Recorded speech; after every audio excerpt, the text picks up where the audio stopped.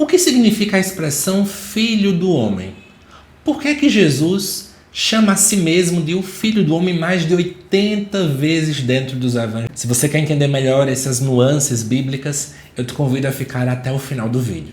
Neste vídeo eu quero te explicar todo o contexto dessa expressão no Antigo Testamento, o que é que ela significava, quantas vezes, além das próprias vezes que Jesus falou, essa expressão aparece no Novo Testamento e, de fato, qual é o seu sentido teológico diante desta expressão.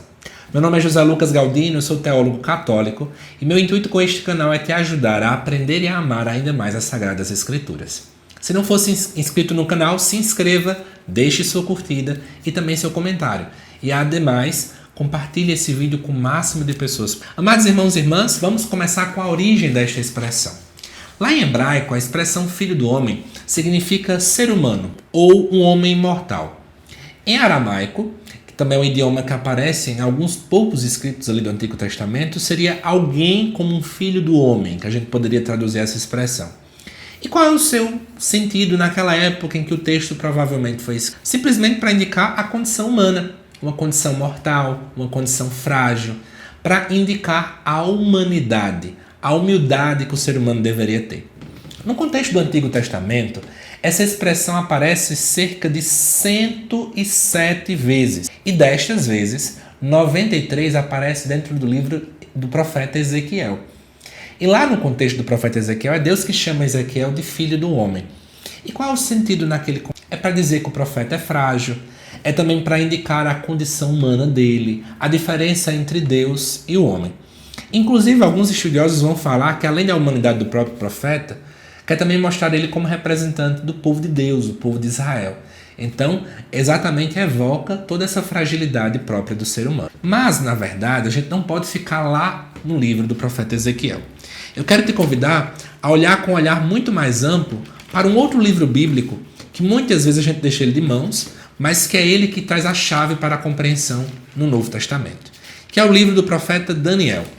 Lá no livro do profeta Daniel, no capítulo 7, aparece a chamada visão do Filho do Homem. Se você pegar então sua Bíblia, você vai perceber que nesse capítulo 7, o próprio profeta vai falar de uma espécie de um filho do homem que ele começa a ver. E ele traz algumas descrições que podem inclusive nos chamar muita atenção, porque elas trazem algumas nuances bem distintas. Lá no versículo 13, por exemplo, ele diz: Eu olhava na visão noturna, com as nuvens do céu vinha alguém como um filho de homem, que chegou até perto do ancião de dias, sendo conduzido à sua presença. Foi-lhe dado o poder, a honra e o reino, e todos os povos, tribos e línguas o serviam. Seu poder é um poder eterno, que não lhe será retirado, e seu reino jamais será deixado. Veja que aqui apresenta o Filho do Homem vindo do céu. E sempre o céu, para todo judeu que se preze, era a morada do Altíssimo. Então era alguém que tinha uma certa natureza diferente, está percebendo? Alguma origem divina. E ele chega perto do ancião de muitos dias, que obviamente representava o próprio Deus, e diz que o próprio Deus é que dá a ele poder, honra, reino. O seu poder é um poder eterno. Então, já aqui em Daniel, aparece uma autoridade divina, celestial, pré-existente, que reúne o povo santo. E é esse pano de fundo que dá margem a toda a ideia lá no Novo Testamento.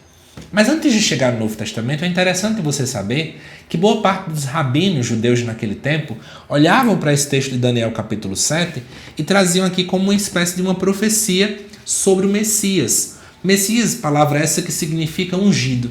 E tinha um grupo de judeus messiânicos que acreditavam que de fato um dia viria alguém para libertar o povo de Israel.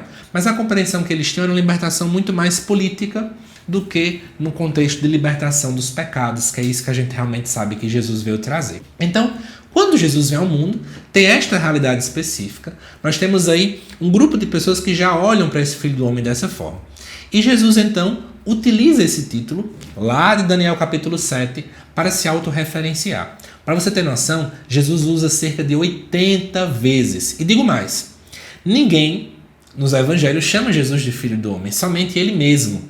Ele usa 80 vezes e nunca diz um filho do homem, com artigo indefinido, mas ele usa um artigo definido o filho do homem. E é interessante que ele usa especialmente em 3 categorias.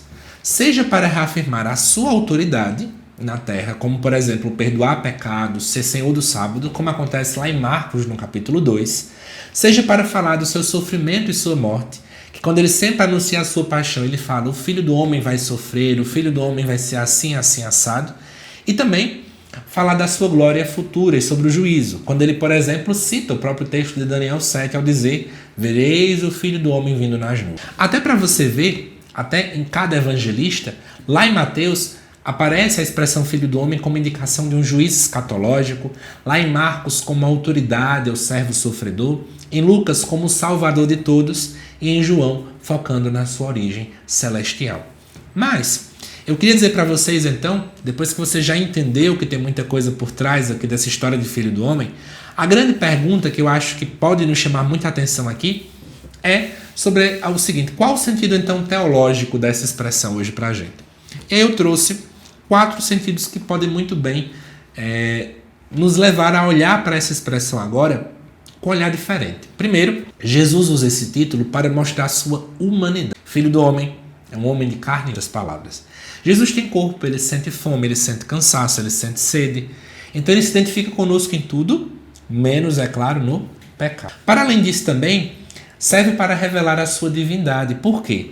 Quando a gente olha para Daniel capítulo 7, essa ideia de um filho do homem é alguém que tem alguma natureza, alguma característica específica de divindade. Então Jesus também revela a sua divindade. E também é interessante que Jesus também usa isso para mostrar que ele seria então a humanidade visível de Jesus, revelando a sua divindade invisível. Até mesmo no Evangelho de João ele sempre fala isso. Quem me vê, vê também o Pai. E isso traz uma consequência prática da encarnação. Agora Deus tem rosto humano. E é por esse motivo que a igreja agora pode representá-lo então em imagens, como a gente vê hoje nos nossos altares. E além disso também, amados irmãos e irmãs, num contexto mais geral, antropológico, que nos fale sobre o ser humano, é interessante que isso nos apresenta Jesus como um novo Adão, como um homem perfeito. Então Jesus seria a imagem de um homem ideal, de um homem universal, do homem que Deus inclusive sonhou para toda a humanidade.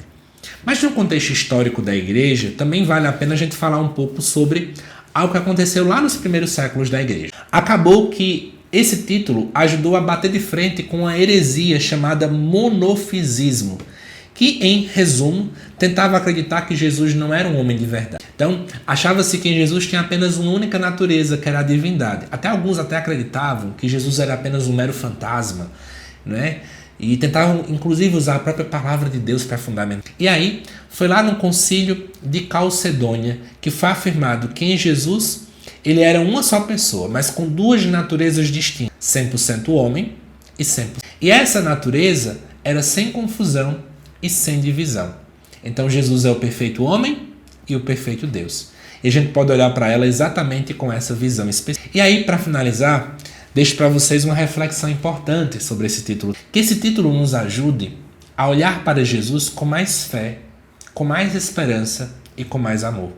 Porque é o mesmo Filho do Homem lá de Daniel capítulo 7, que de fato veio para nós, assumiu a nossa condição, morreu por nós, ressuscitou e reina. Esse título, no final das contas, realmente nos traz um grande aparato teológico sobre a figura de Jesus. Ele é o próprio Deus. Ele se encarnou no ventre da Virgem Maria para nós. Amados irmãos e irmãs, espero que esse vídeo tenha ajudado você a entender melhor sobre esse título e qualquer dúvida, deixe aí nos comentários. E não esqueça, se inscreva, deixe seu like e, por favor, compartilhe esse vídeo com mais pessoas para que mais gente também possa aprender aqui sobre a palavra de Deus, tá bom? Até mais! E